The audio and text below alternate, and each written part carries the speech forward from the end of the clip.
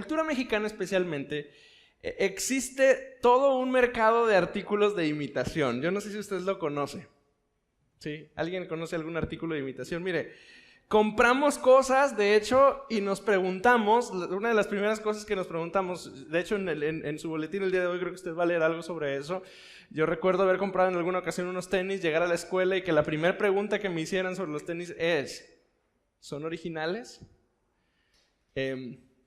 Hay un mercado de imitación de tenis, de ropa, de bolsas, de celulares, de películas, de perfumes y un largo, etcétera. ¿Ya tienes algunas de ellas, Fran? Porfa, ponlas en orden, porfa. Yo me acabo de dar cuenta cómo identificar algunas de esas cosas.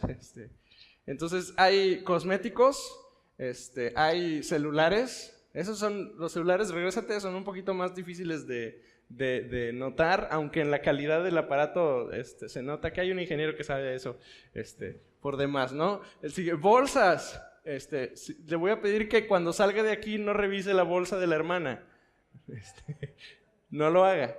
Pero resulta que hay algunos detalles en la tela, en la costura, en los cierres y demás, cómo identificar si son genuinos o si son imitación. La siguiente, los tenis. Creo que esos son unos Jordan. Y los de este lado son los que no son genuinos y los de su lado derecho son los que son genuinos. La siguiente, relojes. Hay todo. No revise, hermana, si el hermano no revisó su bolsa, no revise su reloj antes de salir. Relojes genuinos y relojes que no. Y perfumes. Es todo un mercado increíble de cosas que parecen pero no son, o que sí son pero parece que no son. Y el tema aquí es el costo, ¿verdad? Porque un artículo genuino, creo que son todas, ¿verdad? Un artículo genuino es muy caro, entonces buscamos las imitaciones y demás. Nos interesan las cosas genuinas, pero a veces tenemos que pagar un costo muy alto para poder tener artículos genuinos. Por lo contrario, los artículos imitaciones o no originales son baratos, pero normalmente son de baja calidad. Y de hecho hay un dicho mexicano que dice que lo barato sale. Entonces, al final del día, compro una loción que es imitación y me produce alergia, o compro unos tenis que no son genuinos, o le compro unos tenis a alguno de mis hijos que no son genuinos y se rompen a la semana. Mi hijo tiene como doctorado en eso, en romper los tenis a los días, porque al final lo barato sale caro. Bueno, al estar leyendo el libro de los Hechos, estamos buscando el modelo original de Dios para la iglesia. La iglesia es el invento de Dios para alcanzar a la humanidad y para restaurar la relación entre Dios y el hombre. La iglesia es el artefacto que Dios inventó para que a través de usted y de mí, la gente que no conoce a Dios pueda relacionarse una vez más con Él. Entonces, todo lo escrito en el Antiguo Testamento es una sombra de lo que Dios finalmente quería hacer a través de la iglesia. Dios quería que el hombre se reencontrara con Él. Y en el Antiguo Testamento nos encontramos una y otra vez Dios hablándole al pueblo, pero hablaba solamente a un pequeño pueblo que se encontraba en Medio Oriente. Pero a partir de la venida de Cristo, entonces ahora el panorama cambió y no solo es para ese grupito de personas que estaban en Medio Oriente, pero es para usted y para mí también. El problema con las cosas originales es que normalmente cuando son buenas ideas, siempre surgen otras que tratan de sustituirlas. Aplica a todo. O sea, si hay una buena idea, siempre va a existir el vivo que quiere imitarlo, o que quiere cambiarlo, o que quiere presentarnos algo igual pero más barato. De hecho hay todo un eslogan de cosas que son lo mismo pero más barato también en México. O sea, siempre va a haber alguien que va a querer imitarlo y reducir su capacidad o su calidad, o empezar a modificarlo. Aplica para todo, para medicamentos, para tenis, para ropa, para todo, pero especialmente aplica para la iglesia. a lo largo de la historia de la iglesia, el modelo original de Dios han intentado sustituirlo y en muchos casos alterarlo con el fin de no cumplir su propósito. Hay una imagen parece una cueva, parece un sótano de una construcción, pero realmente es algo que en las ciudades antiguas se les llama catacumbas. La iglesia en el siglo II y en el siglo III se reunía ahí.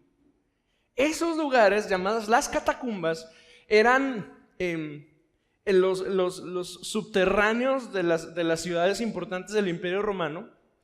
Y en esos lugares además eran los cementerios, ahí se enterraba la gente. Y en esos lugares es donde los creyentes que vivían perseguidos, que no podían compartir abiertamente su fe como hoy usted y yo lo podemos hacer, ahí es donde se reunían. Entonces a cierta hora de la noche, cuando nadie se daba cuenta, ellos salían de sus casas y se reunían en las catacumbas. Y en las catacumbas ahí cantaban.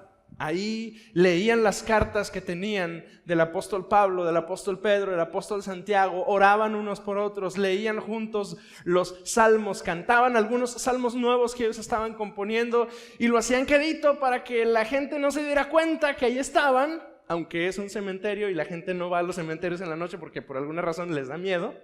Entonces ahí se reunían. Y hay catacumbas en Roma y en otras ciudades que tiene hasta inscripciones, porque ya estando ahí, usted lo sabe desde que llegamos aquí, ya estando en un lugar, los cristianos nos gusta acomodarlo y nos gusta ponerlo bonito, y entonces ellos empezaron a hacer dibujos y pinturas dentro de las paredes de las catacumbas y nos encontramos algunas, por ejemplo, de Jesús como un pastorcito que está cargando una ovejita. De hecho, la primera imagen de Jesús, pictografía de Jesús, es un pastor con una oveja cargada y otra oveja a sus pies. Así empieza la iglesia. Pero conforme fueron pasando los años, empezaron a cambiar cosas en la iglesia. Mientras que en el modelo original todos eran sacerdotes, todos ministraban unos a otros, todos compartían la palabra, aunque había algunos que tenían preeminencia y que iban viajando de un lado a otro para llevar la palabra. Con el tiempo sustrajeron el sacerdocio y lo reservaron para unos poquitos nada más. Sustrajeron la escritura, mientras que al principio todo el mundo tenía acceso a las cartas. Eventualmente los idiomas de las cartas fueron cambiando, o más bien el idioma de la gente que las leía fue cambiando y las cartas no, y la escritura no. Y entonces hubo un momento en el que la escritura se traduce al latín, que era el idioma oficial del Imperio Romano. Pero la gente ya no sabía latín, la gente hablaba griego o cualquier otro idioma, entonces solo los que sabían latín podían leer la escritura. Y adivine quién sabía latín: el clero, los sacerdotes.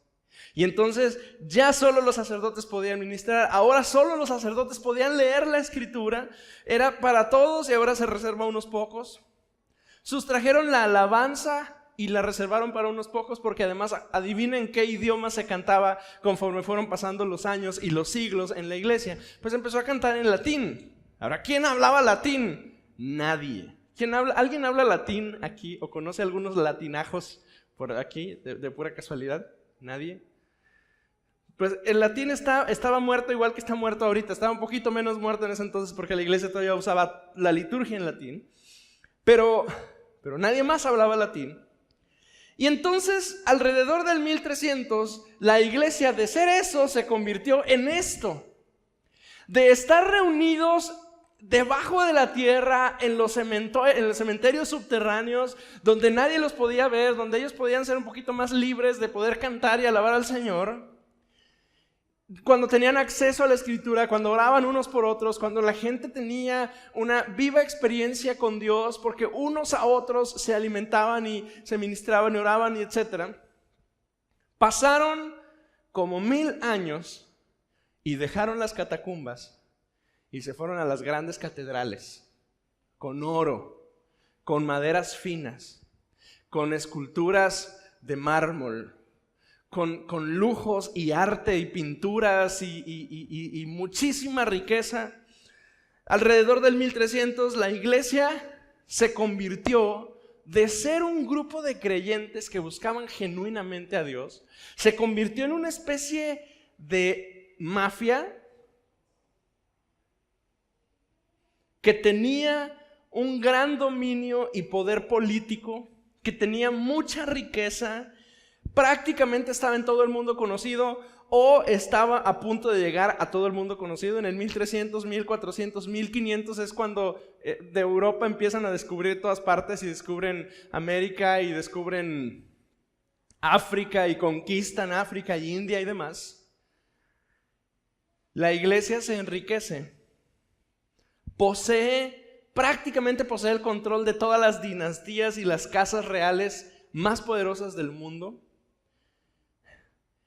Y el diablo durante como 1200 años, 1300 años, se encargó de ofrecerle, o quizá más bien se debe decir de venderle, porque tuvo un costo muy alto, todo lo que aparentemente debes tener para desviarle a la iglesia de lo que realmente debe hacer, robar su propósito y destruir su eternidad. Voy a decir una vez más.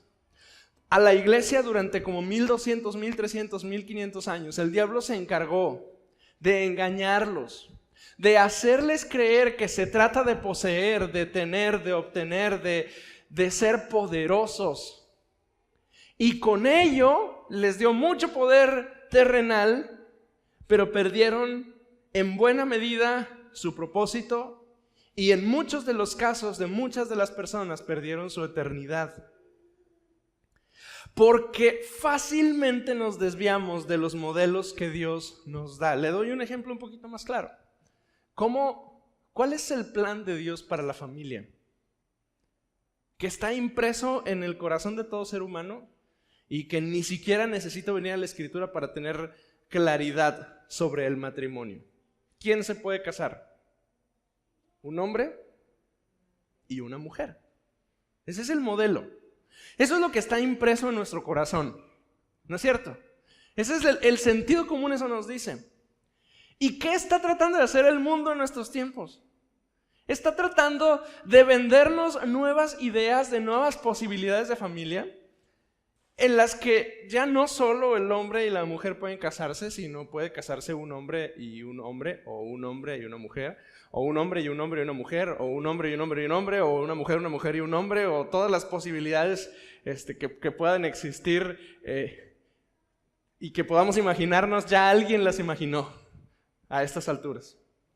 Porque el diablo trata de romper modelos y hacernos creer que eso es lo correcto. Pero Dios tiene un modelo original para la iglesia y en eso es lo que quiero que estemos meditando juntos en estas semanas. Abra conmigo su Biblia en el libro de los Hechos, en el capítulo 1. El libro de los Hechos, en el capítulo 1. El libro de los Hechos lo escribió un hombre llamado Lucas. ¿Sí? El mismo Lucas que escribió el Evangelio de Lucas. Él escribió el libro de los Hechos. De hecho, la primera frase del capítulo 1 de Hechos dice: en el primer tratado, oh Teófilo, a ver acerca de las cosas que Jesús comenzó a hacer y a enseñar. O sea, al inicio de Hechos, Lucas nos está diciendo: ya te escribí, Teófilo, antes lo que Jesús hacía y decía. Ahora, deténgase un minutito conmigo, porque tanto el Evangelio de Lucas como el libro de los Hechos están dedicadas a una persona y se llama Teófilo. Ahora, hay mucha discusión sobre quién sea ese tal Teófilo. Piensan que es una persona, piensan que pudo haber sido un hombre muy rico que en algún momento Lucas, porque Lucas era médico, era un doctor, Lucas pudo haber atendido y salvado de la muerte, y se cree incluso que este Teófilo pudo haber sido un hombre rico que Lucas salvó de la muerte y que además le compartió el Evangelio. Entonces, Lucas conocía de Dios, era un gran médico, y entonces se encuentra con Teófilo, lo salva, le comparte el Evangelio, y este hombre, Teófilo, hace un financiamiento para que Lucas pueda escribir tanto el libro de Lucas como el libro de los Hechos. Esa es una primera idea. No tenemos certeza de que eso sea. Pero la palabra Teófilo significa uno que ama a Dios. Eso significa. Entonces, sea que el tal Teófilo existió y fue un hombre rico a quien Lucas salvó, o sea que no existió, la realidad es que este libro está dedicado a usted y a mí, porque usted y yo somos gente que amamos a Dios. Entonces, este hombre Lucas es un hombre piadoso, nació en lo que actualmente es el territorio de Turquía, tiene una educación griega, él sabe griego y lo habla con fluidez. Él es un médico de profesión, él sabe de medicina, sabe de artefactos de medicina, sabe de medicamentos, sabe de sustancias. Pero además Lucas es un investigador. De hecho se dice que Lucas es el gran historiador cristiano, porque Lucas se encarga de investigar y documentar lo que la iglesia está haciendo y hace una investigación muy exhaustiva de todos los hechos de Jesús. Probablemente conoció a algunos de los apóstoles y platicó con ellos, siendo ya ancianos los apóstoles. Existe la posibilidad incluso de que haya conocido a María, la madre de Jesús, y que haya platicado con ella. Porque el Evangelio de Lucas nos habla mucho al inicio de la concepción de Jesús. Y dice que María se sentía así, que María se sentía así. El relato del nacimiento de Jesús, desde la perspectiva de María, nos lo da Lucas. Pero una vez que hace un trabajo muy profundo de investigación, nos redacta estos dos libros, el Evangelio de Lucas y el libro de los Hechos, con un lenguaje muy elevado, con un estilo muy fino. Probablemente al leer, si usted y yo tuviéramos la oportunidad de leer el libro de los Hechos y de Lucas en griego original y lo comparáramos con algún otro de los libros del Nuevo Testamento, nos daríamos cuenta que todos los demás libros del Antiguo Testamento están escritos de una manera torpe, burda, como si usted y yo que hablamos español tratáramos de escribir en inglés. ¿Cómo nos saldría? Se pone usted a escribir y se pone a traducir con Google Translator. No sé si alguien ha hecho alguna tarea así o ha traducido algo de esa forma, pero nunca sale bien.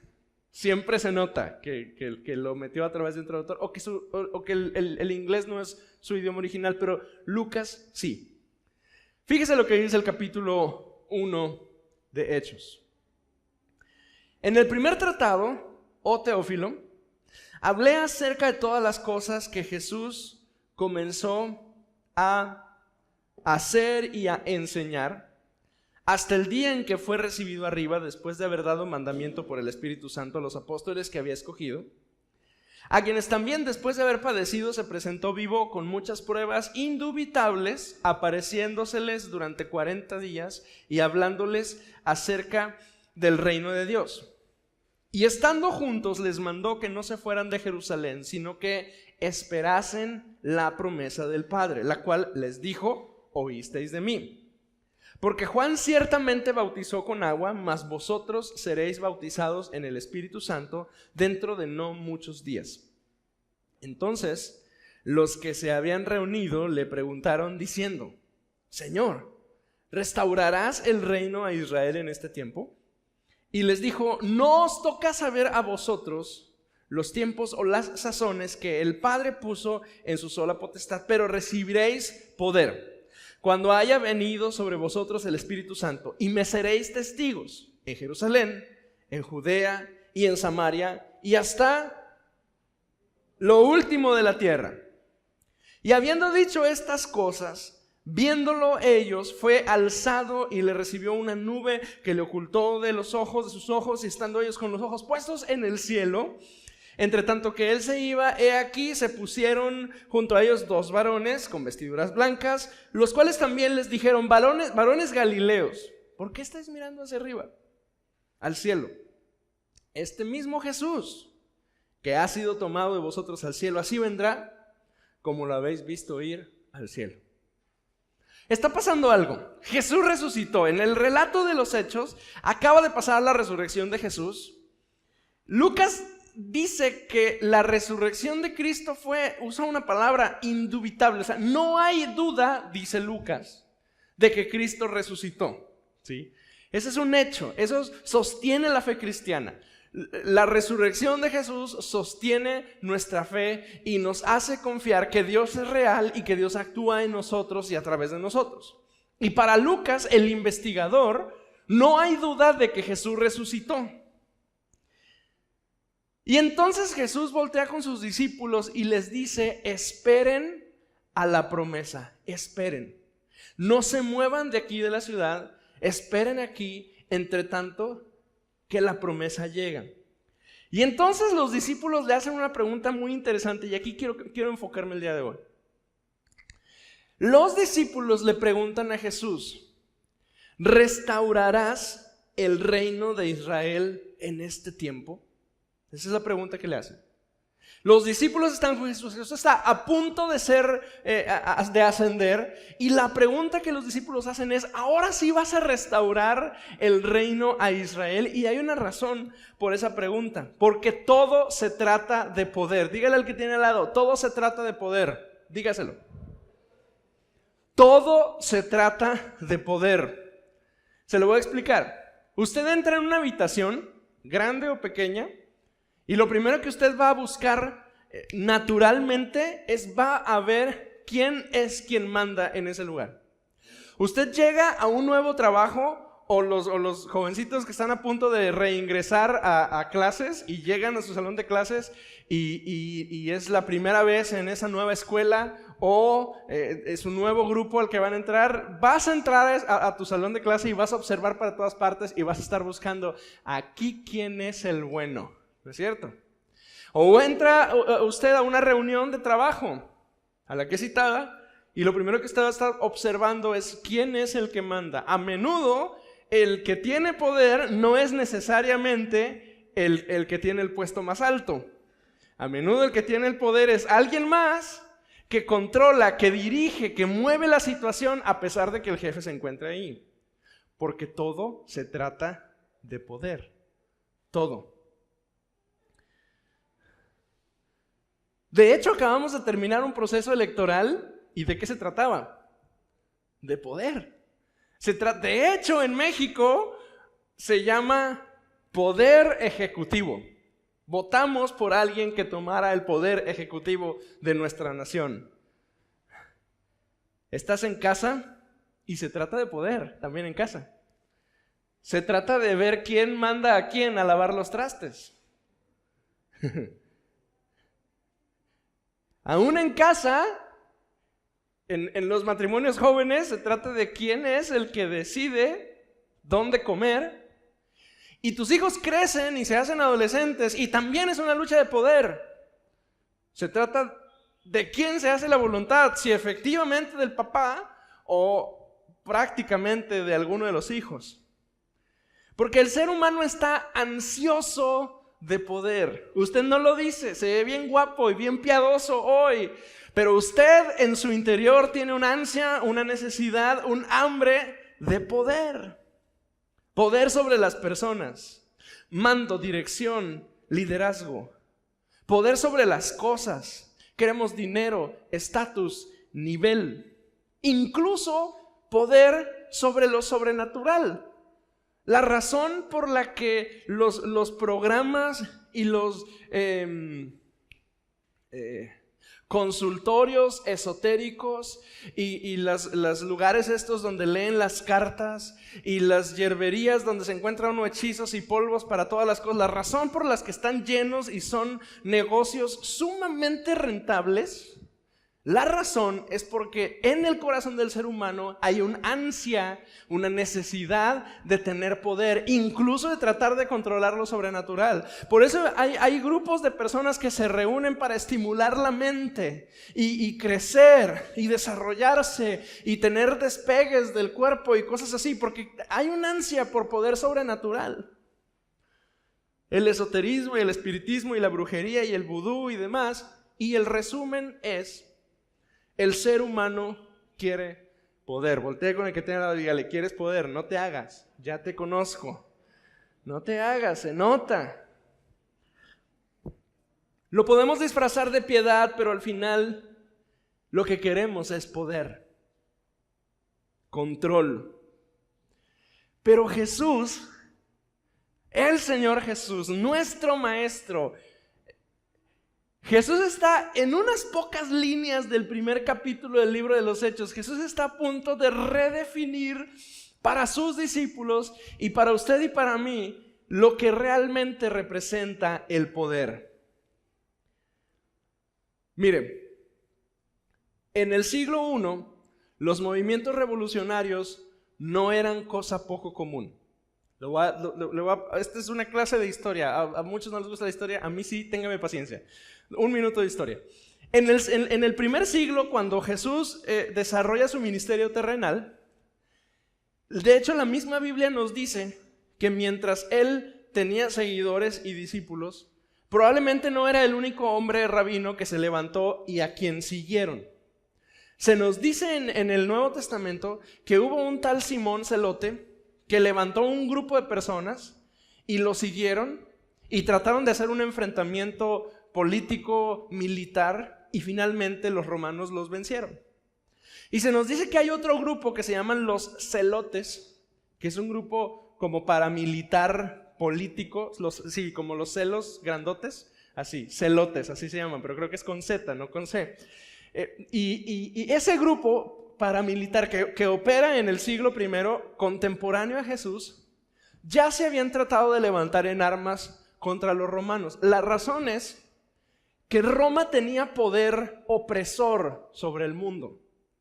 Roma es un imperio poderoso, pero que es un martillo que oprime, que desmenuza. Nadie puede levantarse contra ellos, y cuando se vive en un gobierno opresor, la gente eventualmente se cansa, y ya se habían cansado. Y todos pensaban, por eso cuando Jesús entra a Jerusalén todos están contentos, porque ellos piensan que Jesús va a ser el Miguel Hidalgo que necesitamos para levantarnos en armas y que la opresión de los españoles se nos acabe. Eso, pero trasladado a los romanos. Eso pensaban ellos. Ellos creían eso. Y entonces surge el movimiento de Jesús. Los discípulos esperaban eso.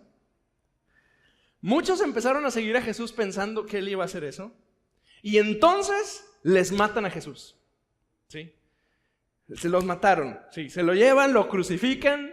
Y un montón de gente que lo seguía, que pensaban que Jesús era el bueno, dijeron, úchale, ya nos lo mataron. Y se van. Y pierden la esperanza y dicen, esto ya se acabó.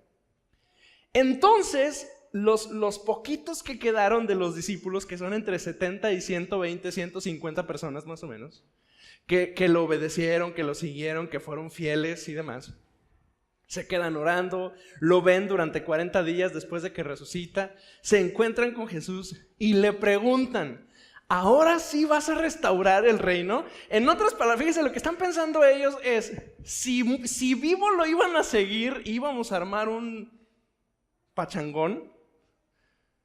Si vivo lo seguían, no, pues imagínate ahora que resucitó, ¿sí? No, si vivo lo seguían miles, en cuanto lo vean resucitado van a decir, oh, y lo nombramos rey de Roma, y me cae que destrozamos al imperio romano, porque tenemos uno que resucitó. ¿Sabe? Ellos estaban esperando que ahora que Jesús resucitó, ahora sí nos íbamos a levantar en armas. Ahora sí íbamos a ser libres. Ellos están esperando poder. Los discípulos están pensando que ahora que Cristo resucitó, finalmente Dios ha sido bueno con nosotros y nos va a dar poder para liberarnos de la opresión de Roma. ¿Y qué les dice Jesús? Jesús usa una frase que yo he aprendido aquí con algunos de ustedes.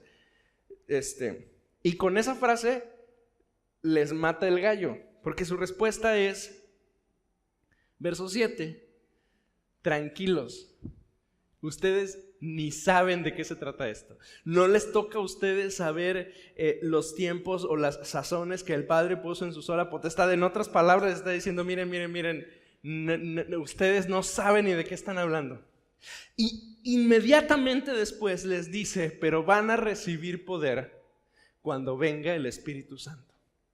Los discípulos, al igual que usted y yo, al igual que cualquier ser humano, estaban y estamos ansiosos de poder. Y cuando venimos a Dios pensamos, ahora sí llegué al lugar donde voy a recibir el poder que yo tanto he anhelado. No lo decimos, a lo mejor no lo pensamos con esa claridad, pero dentro de nuestro corazón existe esa idea de que finalmente aquí, si en otro lugar yo no he sido poderoso, aquí en la iglesia Dios me va a levantar y voy a ser súper poderoso. Sí. Pero Jesús está diciendo, sí vas a recibir poder, pero el poder que Dios quiere que tú recibas es muy particular y distinto a todo lo que tú te puedas imaginar.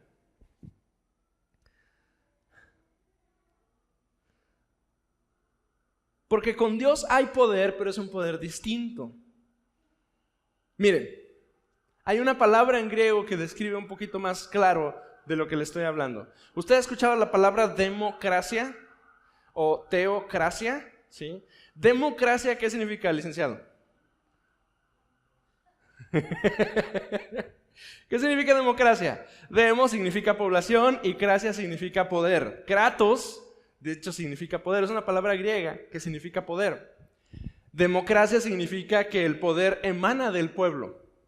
Bueno, las dos palabras en las que la Biblia nos habla de poder, una es kratos, igual que democracia, y la otra es dínamos. Dínamos igual que dinamita. Mientras que kratos significa poder y su origen implica una fuerza invisible, Dios utiliza la palabra dínamos para describir la obra del Espíritu Santo en su pueblo. Cuando la Biblia habla de poder, no habla de kratos, habla de dínamos. Cuando la Biblia habla de poder, no habla de resistencia. Poder es lo que una piedra tiene para poder resistir un golpe o para poder romper algo. Kratos es lo que un martillo tiene en sí para agarrarlo y golpear una pared y destruirla. Pero dínamos es un poder que no depende de una acción, que emerge, que surge. Eso es dínamos. Mientras que kratos es algo que actúa y ejecuta, dínamos es un poder distinto que surge de adentro como una explosión. Por eso la palabra dinamita viene de esa misma palabra, dínamos, que significa poder, porque la dinamita no necesita de nada más para actuar. Ella sola explota. Hay 3 ideas muy sencillas de las cuales yo le quiero leer algunos pasajes para entender cómo es este poder que Dios quiere derramar sobre usted y sobre mí. 3 ideas simples, nada más. No nos vamos a tardar más de 45 minutos más. No se cree. 3 ideas simples, hasta 5 minutos a cada una. La primera es, el poder del cual estamos hablando es un poder espiritual. Y hay un poder y hay muchos poderes. Lo voy a decir otra vez. El poder del cual estamos hablando es un poder espiritual. Y en este universo en el que a usted y a mí nos tocó vivir, hay un poder encima de cualquier cosa y hay otros poderes.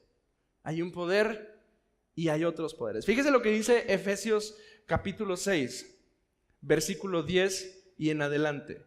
Por lo demás, hermanos míos, fortaleceos en el Señor y en el poder de su fuerza. Vestíos de toda la armadura de Dios para que podáis estar firmes contra las acechanzas del diablo.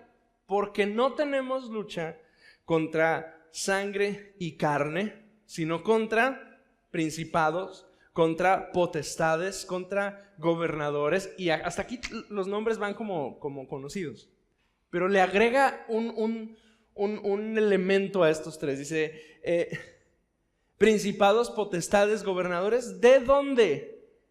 De las tinieblas de este siglo. Y luego agrega, contra huestes espirituales de maldad en las regiones celestes.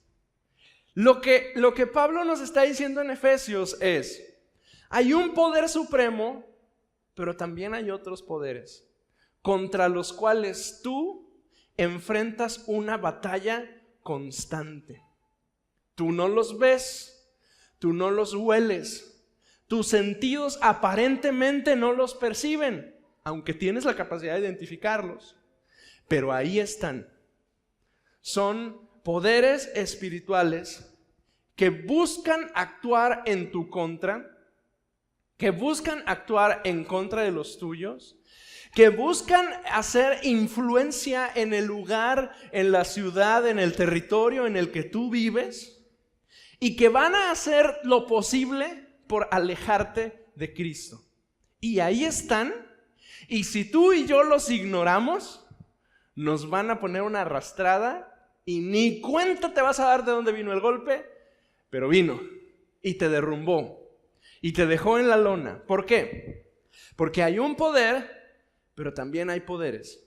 Efesios dice, hay potestades, principados, gobernadores, huestes, hay cosas espirituales que se mueven alrededor de nosotros. Y necesitamos el poder del Espíritu Santo para poder vencer todo eso. No hay otro camino, no hay otra manera de ser victoriosos. Le voy a poner un ejemplo un poquito más claro. Hay gente que lucha constantemente con depresiones. Y no digo que las depresiones sean espirituales, pero sí digo que muchas veces hay una motivación espiritual detrás de una depresión o a veces detrás de alguna enfermedad. Y luchamos constantemente con algo. Y decimos, bueno, ¿cómo es posible que no lo puedo vencer y que no lo puedo vencer y que no lo puedo vencer? Probablemente hay una hueste, un poder, una potestad espiritual tratando de rondar alrededor de ti. Y algunos de nosotros nos ha dejado en la lona varias veces. Y estoy hablando de alguna depresión, alguna afección física, alguna situación emotiva que nos ha mantenido alejados de Dios, porque el diablo está interesado en que tú no te acerques. Colosenses capítulo 2, versículos 13 y 14 y 15 dice, y a vosotros, estando muertos en pecados y en la incircuncisión de vuestra carne, os dio vida juntamente con él, perdonándoos todos los pecados, anulando el acta de los decretos que había contra nosotros, que nos era contraria, y quitándola de en medio y clavándola en la cruz. Y luego el verso 15 dice, y despojando a los principados y a las potestades, los exhibió públicamente, triunfando sobre ellos en la cruz. Colosenses dice que usted y yo recibimos ese poder de Dios por los méritos de Jesucristo. Nosotros estábamos muertos, nosotros teníamos deudas, nosotros vivíamos en injusticia, yo estaba muerto en delitos y pecados, pero Cristo murió por mí y esa deuda que yo tenía delante de mi Señor, Cristo la pagó. Y al pagarla exhibió a los principados y a las potestades y triunfó sobre ellos en la cruz. Yo tengo acceso al poder del Espíritu Santo por la obra de Jesucristo. Lo dice conmigo en voz alta. Yo tengo acceso al poder del Espíritu Santo por la obra de Jesucristo. Dígalo una vez más con un poquito más de fe y seriedad. Yo tengo acceso al poder del Espíritu Santo por la obra de Jesucristo. Luego Romanos 1:16 dice, porque no me avergüenzo del evangelio, porque es poder de Dios para salvación a todo aquel que cree, al judío primeramente y también al griego. Romanos está diciendo que la predicación del evangelio es la manifestación del poder de Dios en nosotros. Yo tengo acceso al poder del Espíritu Santo por la obra de Jesucristo. Y ese poder se manifiesta cuando yo predico el evangelio. Fíjese, hay poder y hay poderes también. Y como estos poderes están tratando de actuar en contra de mí, yo necesito el poder de Dios. Como los poderes están tratando de golpearme y de atacarme, y en muchas ocasiones hasta lo han logrado, porque yo no he buscado intencionalmente a Dios para que Dios pueda derramar su poder en mi vida. Entonces he estado en la lona una y otra vez, porque hay poder y hay poderes. Y si usted, hermano, hermana, no busca el poder de Dios, los poderes sí lo van a buscar a usted. Y lo van a derribar, y lo van a mantener desanimado, y lo van a alejar de Cristo. y van a lograr que usted deje de venir a la iglesia, y le van a quitar el gozo, y van a operar de una y de otra forma hasta lograr que usted se aleje de Dios. Y una y otra vez me sé historias de gente que pensaba que estaba firme, pero que no buscó el poder de Dios y que se alejaron de Él. Entonces, hay poder y hay poderes. Y estos van a actuar y van a trabajar en mi contra. Y yo necesito tomarme del poder de Dios que me mantiene, que me sostiene. Ahora, el poder de Dios no solo nos fortalece, además el poder de Dios se manifiesta. Jesús dijo que el Espíritu Santo vendría sobre todo aquello, vendría para hacer aquello que Él hacía con sus discípulos. Fíjese, Marcos 16, versículo 14 y en adelante, fíjese lo que dice. Finalmente se apareció a los 11 mismos, estando ellos sentados en la mesa, y les reprochó su incredulidad y dureza de corazón, porque no habían creído a los que le habían visto resucitado. Y les dijo: id por todo el mundo y predicar el evangelio a toda criatura. Y el que creyere y fuere bautizado será salvo, mas el que no creyere será condenado. Y lea conmigo en voz alta el versículo 17, por favor. Y estas señales seguirán a los que creen.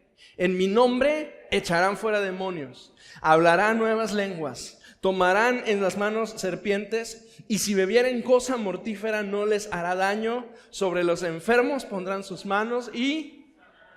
El poder de Dios, cuando alguien ha conocido a Dios, el poder de Dios no nada más le sostiene, para vencer los otros poderes, pero además se manifiesta. Y se manifiesta de acuerdo a lo que Marcos 16, 17 y 18 dice. Si tú crees, las señales te siguen. Si tú crees, las señales te siguen.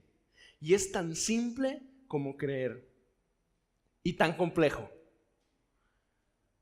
Es simple y es difícil a la vez. Es simple porque solo basta que tú te acerques con el enfermo y ores por él. Y es tan complejo porque en tu mente hay un montón de argumentos que te dicen no lo hagas. Y entre ellos están: no va a pasar nada, vas a hacer el ridículo, no va a sanar, se va a morir. Tan simple como hacerlo y tan complejo como vencer todos esos argumentos. Tan simple como ir y hablar, tan complejo como vencer todas mis inseguridades y todas las barreras que yo mismo y otros han puesto encima de mí. Tan simple como dar el paso y declarar sanidad sobre alguien, tan complejo como vencer todas esas luchas que he tenido conmigo mismo y con la gente que más me ha amado, pero que me ha alejado de Dios y que me ha dicho: deja de buscar a Dios en ese lugar. Es tan simple como creer. Pero Jesús dice, y si Jesús lo dijo, es cierto: estas señales te van a seguir si tú crees. El poder de Dios entonces nos libra, nos ayuda, nos sostiene para vencer otros poderes, pero además se manifiesta. Pero el poder de Dios no solo nos libra de luchas y no solo se manifiesta en señales, pero especialmente el poder de Dios se hace evidente al transformar el corazón de alguien. No hay un poder mayor que aquel que puede transformar el corazón de una persona.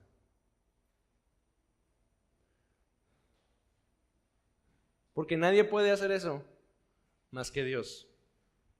Nadie. Algunos hemos tratado de cambiar gente. Algunos hemos intentado cambiar al esposo o a la mujer. ¿Se puede? Nos desvivimos, nos cansamos, cambiamos mejor nosotros en vez de lograr cambiar al otro. Es más, ni a un hijo. Los hijos tienen un carácter muy definido y uno trata de encauzarlos, de dirigirlos y de estorbarles, pero no los puedes cambiar. Pero Dios puede transformar el corazón de una persona. Fíjese, 2 Corintios 12:9 dice, este es Pablo hablando: Y me ha dicho: bástate mi gracia, porque mi poder se perfecciona en la debilidad. Por tanto, de buena gana me gloriaré más bien en mis debilidades, para que repose sobre mí el poder de Cristo. Verso 10: por lo cual, por amor a Cristo, me gozo aún en mis debilidades, en afrentas, en necesidades, en persecuciones, en angustias, porque cuando soy débil, entonces soy fuerte. Pablo está experimentando una lucha. Él está experimentando una lucha, un aguijón, un problema que Dios permite que él tenga para que se sienta débil, y en esa debilidad él pueda confiar que Dios es quien lo sostiene. Y yo anoté una frase: ¿qué hace que un hombre como Pablo, un hombre orgulloso, fuerte, gallardo, sabio, filósofo, poderoso política y religiosamente hablando, como Pablo, qué hace que un hombre como él deje todo eso y esté dispuesto a vivir en sufrimiento, en tribulación, en angustia por Cristo? Y la respuesta es: el único que puede hacer eso es el poder de Dios. Lo voy a decir con palabras distintas. ¿Quién es el único que es capaz de transformar un corazón de roca, duro, macizo, que uno lo ve porque uno conoce gente así? Usted y yo conocemos gente así, gente con corazón de roca, duros, que hablamos con él, que tratamos de hablar con palabras tiernas y suaves y nunca responden bien porque tienen un corazón duro. ¿Quién es el único capaz de transformar a alguien así? ¿Usted puede?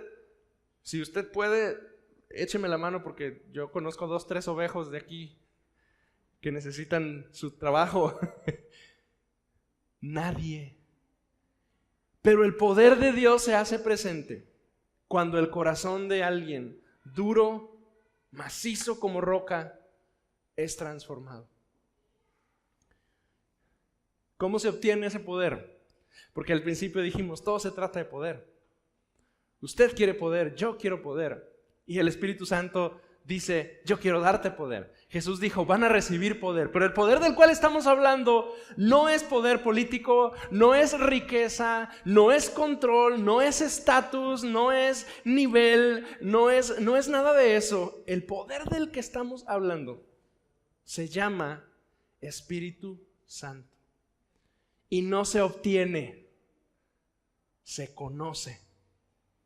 El poder del que estamos hablando no es algo, es alguien. No es una cosa que yo lucho para obtener. Es una persona que yo me esfuerzo en conocer.